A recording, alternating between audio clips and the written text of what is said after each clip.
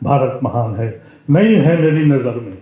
मैं नहीं मानता हूँ उस हिंदुस्तान को जिस हिंदुस्तान का तस्वुर हमने किया था। ये पार्टी बनाने का वक्त नहीं है, इस वक्त मुल्क बचाने का वक्त है।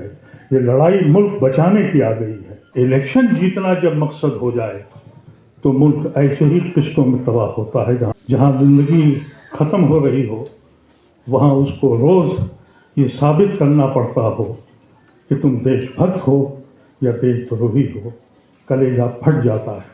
मैं ख़वातीन से कहना चाहता हूँ, ये इलेक्शन आइन बचाने का है, ये इलेक्शन कॉन्स्टिट्यूशन बचाने का है।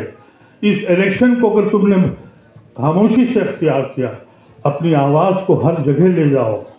जितने भी पार्टियां हैं, किसी को सीट कम मिले, किसी को टिकट न मिले, खुदा के वास्ते इनकलाब या इख्तलाफ मत करना। तुम इस मुल्क को बचाने जा रहे हो। मशकूर हूँ कि एक अकूल आज ऐसा मौका दिया कि एक ज़माने के बाद मंजू जी के दर्शन हो गए। मंजू जी को देखकर मुझे अपने बुजुर्ग, अपने साथी, अपने रहबर कि न जाने कितनी यादें मेरे दिमाग में आके घुस गई। सोचने लगा कि अब ऐसे लोग हैं या नहीं हैं। तो आप लोगों को देखकर ये खुशी हुई कि अभी कुछ लोग बाकी हैं। ये हकीकत है, इस मुल्क का सबसे बड़ा सानिहा सोशलिस्ट मूवमेंट तो रोक ख़त्म होने का हुआ। जब मैं अलीगढ़ में तालिब इल्म था, उस वक्त बनारस हिंदू यूनिवर्सिटी, इलाहाबाद यूनिवर्सिटी, यहाँ सोशलिस्टों का जोर था। और मैं भी अलीगढ़ यूनिवर्सिटी का 2 बार प्रेसिडेंट बना, सोशलिस्ट सोच के साथ बना। मैंने सन 66 में जयप्रकाश नारायण को अलीगढ़ यूनिवर्सिटी बुलाया, नेहरू जी के सामने उनकी फ़ोटो लगाई और लाइफ मेंबर बनाया। गांधी नेहरू के बाद जयप्रकाश नारायण वहाँ के लाइफ मेंबर बने। ये सब कुछ हुआ, लेकिन कुछ हकीकत है जो हमें बयान भी करनी पड़ेगी। इसके गुनहगार भी हम ही हैं। मैं जानता हूँ कि तालिब इल्मी के ज़माने से एक जुनून था। हमारे तसव्वुर में हिंदुस्तान के मानी थे 2 तहजीबों का संगम, और वो संगम टूटकर आज उसमें से पानी निकाला जा रहा है। कहा जा रहा है ये हिंदू है, ये मुसलमान है। हकीकत में संगम का पानी निकाला नहीं जा सकता। कीचड़ जो किनारे बहता है उसको कह के कहा जाता है ये हिंदू हैं, ये राष्ट्रवादी हैं, ये नए नए अल्फाज हैं। मैंने ज़िंदगी के अपने इतने सालों में हिंदुस्तान को किस्तों में मरते देखा है। मैं देख रहा हूँ कि इस मुल्क का हश्र क्या हो गया है। लोग इंसान को इंसान मार रहा है और मंत्री हार पहना रहा है और खामोश हैं लोग। हम बदनसीब इस मुल्क में मुसलमान सिर्फ इसलिए हैं कि हमको देख कर इलेक्शन लड़ा जाए, हम पे जुल्म करके इलेक्शन लड़ा जाए और हुकूमत बनाई जाए और लोग खामोश रहें, और फिर हमसे कहा जाए कि कहो कि हम गर्व से कहें कि हम भारत महान है। नहीं है मेरी नज़र में। मैं नहीं मानता हूँ उस हिंदुस्तान को जिस हिंदुस्तान का तस्वुर हमने किया था। ये पार्टी बनाने का वक्त नहीं है, इस वक्त मुल्क बचाने का वक्त है। ये लड़ाई मुल्क बचाने की आ गई है। मैं पार्लियामेंट में गया, आज़ाद उम्मीदवार के हैसियत से गया। मुझे मशकूर हूँ, ममनून हूँ सोनिया गांधी का और मुलायम सिंह जी का। मैंने कहा था कि मैं पार्टी नहीं, आज़ाद जाऊँगा। वो ख्यालात जिनका आपने कॉम्प्रोमाइज़ कर लिया है। 2 वाक़यात सुनाता हूँ, इसीलिए लोग मुझसे कभी नाराज़ भी रहते हैं, लेकिन क्योंकि अपनों के बीच में बैठा हूँ इसलिए बताना चाहता हूँ। एक समाजवादी सम्मेलन कॉन्स्टिट्यूशन क्लब में था। जब इमरजेंसी लगी तो मैं भागते भागते 11 महीने तक मुल्क यहाँ रहा, फिर मुल्क छोड़ के भाग गया क्योंकि मेरे घर वाले डर गए थे मुझे हिंदुस्तान से बाहर गया। जब मैं वापस आया तो सुरेंद्र मोहन जी को मालूम हो गया कि मैं नोएडा में, मेरा ताल्लुक़ लखनऊ से है लेकिन यहाँ कारोबार के लिए आया। सुरेंद्र मोहन जी ने मुझे पकड़ के बुलवाया और विशंबर नाथ पांडे जी के यहाँ बैठकर कहा कि VP Singh sir prime minister हो गए हैं, चल के मिलो इनसे। मैंने कहा भाई अब हम सियासत से दूर हो गए हैं इसलिए कि भागे हुए सिपाही की कोई हैसियत नहीं, और हम बुज़दिल थे, भाग गए, इसलिए अब हम सियासत में नहीं आएंगे। नतीजा ये हुआ कि वो ज़बरदस्ती की गई और मुझे वो वीपी सिंह साहब के यहाँ ले गए। वीपी सिंह साहब ने से उन्होंने बताया कि ये आरिफ मोहम्मद खां और मसूद रशीद मसूद और जो भी उस वक्त के नेता थे, ये उन सबके सीनियर हैं और इन्होंने आरिफ खान को प्रोजेक्ट किया था। तो सुरेंद्र मोहन जी ने मुझसे कहा, वो वीपी सिंह ने कहा कि आप इतने साल के बाद आए, आपको कुछ फर्क लगा? मैंने कहा बहुत दुख हुआ। कहेंगे क्यों? उस वक्त अडवाणी जी की यात्रा चल रही थी और उस यात्रा में कहा जा रहा था कि गर्व से कहो हम हिंदू हैं, और मस्जिदों की दीवारों पर लिखा जा रहा था फख्र से कहो हम मुसलमान हैं। तो मैंने वीपी सिंह साहब से कहा, मैं इस हिंदुस्तान को छोड़कर नहीं गया था, मुझे पता लग गया कि आप हिंदू हैं और मैं मुसलमान हूँ, इस मुल्क को क्या कर रहे हैं आप? तो उन्होंने अपने मखसूस अंदाज में कहा सुरेंद्र मोहन जी से, अरे ये कहाँ रहा है भैया, ये तो गायब हो गए। मैंने कहा कि ये न करिए। उन्होंने कहा इलेक्शन लड़ लीजिए, मैंने उससे मना कर दिया और मैं इलेक्शन नहीं लड़ा। हालांकि सुरेंद्र मोहन जी ने मुझसे बहुत कहा, उन्होंने कहा कि देखो सब तुम्हें भूल गए हैं, नए नए ओहदे आ गए हैं, एक बार हार भी जाओगे तो पहचान लिए जाओगे। लेकिन मेरे दिल ने गवारा नहीं किया, क्योंकि मैं किस्तों में हिंदुस्तान को मरता हुआ देख रहा था। मैं वो देख रहा था कि हो क्या रहा है। मैं 6 साल पार्लियामेंट में भी रहा और पार्लियामेंट में भी मैंने ये महसूस किया कि वो कदरें ख़त्म हो गई, वैल्यूज़ ख़त्म हो गई। अब पॉलिटिकल आदमी जो है वो दौलत के नशे में अपने को इस तरह से मुलविस कर लिया है कि एक आम इंसान किसी भी ओहदे के लिए लड़ने को भी तैयार नहीं है, न लड़ सकता है। ये आखिरी वक्त है और ये आखिरी लड़ाई है।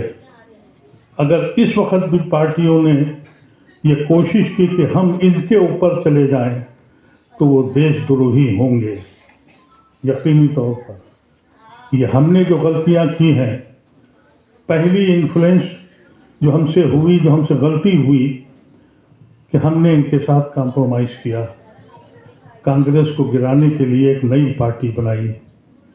ये वो लोग हैं जिनको कोई पहचानता नहीं था। मैं एक वाक़या आपको बताऊं कि बहुगुणा जी चीफ मिनिस्टर थे और मैं नदुए में छुपा हुआ था। बहुगुणा जी वहाँ आते थे मौलाना अली मियाँ के पास, तो मैं चाय पिलाता था। तो कहते थे भतीजे बाहर मत आना, सब के सब पकड़ गए और तुम्हारे ऊपर मुसीबत आई हुई है। मेरे लाइसेंसेस बंद हो गए, मेरे भट्टा था वो बंद हुआ, गाड़ियाँ जब्त हुई, मेरे भाई सख्त नाराज़ हो गए। मेरी माँ को उन्होंने कहा कि साहब ये तो अज़ाब बन गए हैं। तभी मैं इस मुल्क से चला गया था। लेकिन बहुगुणा जी ने बाद में, बहुगुणा जी जब हटाए गए तो फिर मुझे लगा कि अब तो कोई वक्त है नहीं और मैं हिंदुस्तान से चला गया। बहुगुणा जी जनता पार्टी में आ गए।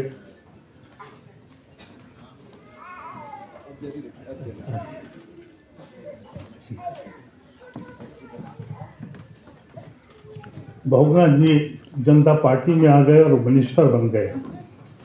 दुबई वो आए हुए थे, मैं वहीं था, तो मैं उनसे मिलने के लिए गया और मैं बड़ा खुश था कि इंदिरा जी को हरा दिया गया है। बहुगुणा जी से जब मैंने कहा कि साहब इंदिरा जी तो हार गई और आप मंत्री भी हो गए, उनका भतीजे हमसे बड़ी गलती हो गई, हमको इंदिरा जी से लड़कर हमने देश बर्बाद कर दिया। जो लोग अपना नाम नहीं लेना चाहते थे वो हाकिम वक्त हो गए, जमीन पे बैठ गए हैं। भतीजे मेरी तो उम्र हो गई, तेरा क्या होगा। ये वाक़या मैंने अर्जुन सिंह साहब को भी सुनाया। ये पहली गलती हमसे अनजाने में हुई और फिर हमने कम्युनिस्ट पार्टी के साथ मिलकर एक समझौता कर लिया ये लोग वहाँ पहुँच गए, इनकी आइडेंटिटी जो अपने को छुपाते थे खुल के कहने लगे। और कांग्रेस ने भी यही किया। मैं जानता हूँ, मैं कांग्रेसी पार्टी का मेंबर नहीं और बड़े फख्र से कहता हूँ कि कांग्रेसी हूँ, कांग्रेस को वोट देता हूँ, क्योंकि कांग्रेस में समाजवाद का तस्वुर था।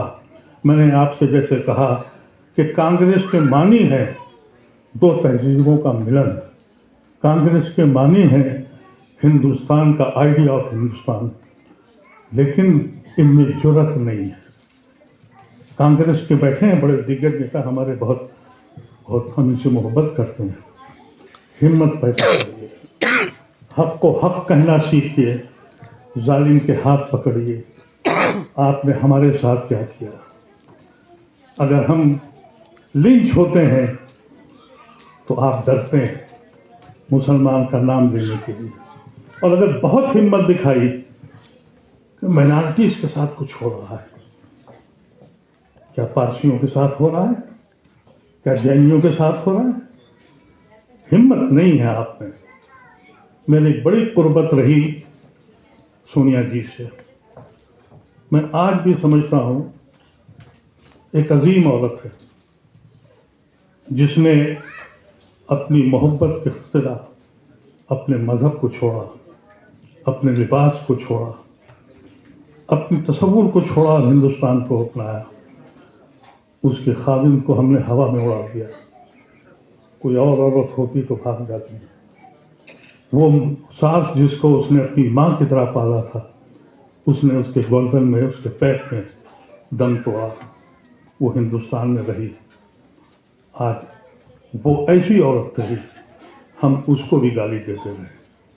लेकिन मुझे अफसोस ये होता है जो अभी, क्योंकि मैं थोड़ा सा मजमून बदल के, क्योंकि लवली साहब आ गए हैं, मैं चाहता हूँ कि इन लोगों को कांग्रेस के मुंह पे कम कहने वाले लोग हैं, क्योंकि साइकोपेंसी वहाँ बहुत हो गई है।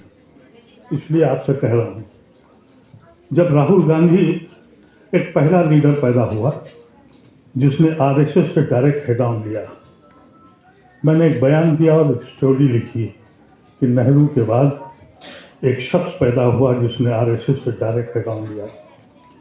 उसके बाद मध्य प्रदेश को जा रहे थे तो फिर कांग्रेस ने कहा कि ये शिव भक्त आ रहे हैं और जनेऊधारी ब्राह्मण है।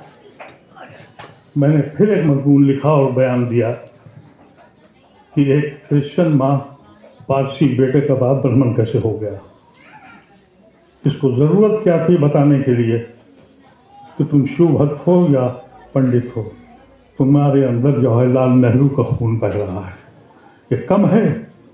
तुम्हारे अंदर इंदिरा गांधी का खून बह रहा है, ये कम है? लेकिन इलेक्शन जीतना जब मकसद हो जाए तो मुल्क ऐसे ही किस्तों में तबाह होता है जहां आज हम खड़े।